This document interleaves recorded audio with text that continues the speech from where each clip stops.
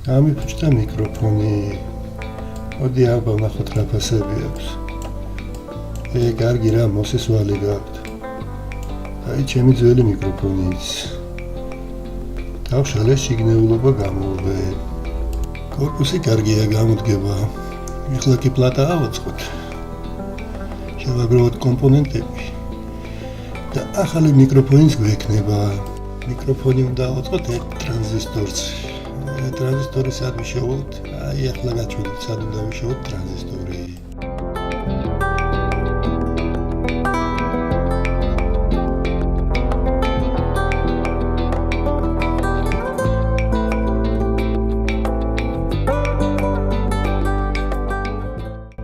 ესე ჩვენი ტრანზისტორი. ტრანზისტორის გარდა რაღაც კომპონენტები დაგჭირდება. ეხლავე გაჩვენებთ თუ რა დაგჭირდება ამ პროექტისთვის. მოდი აბა გავტესტოთ ჩვენი ტრანზისტორი ელექტრონული კომპონენტების ტესტერზე.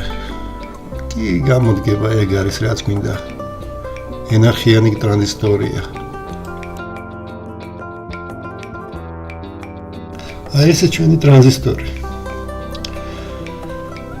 დაგჭირდება 2 ცალი რეზისტორი, ცვალებადი რეზისტორი, კაფსულა მიკროფონი,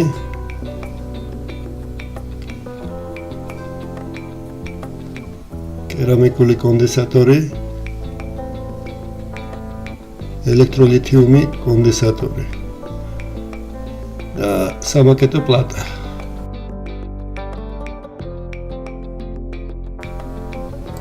აი ესე ჩვენი გამზადებული პლატა.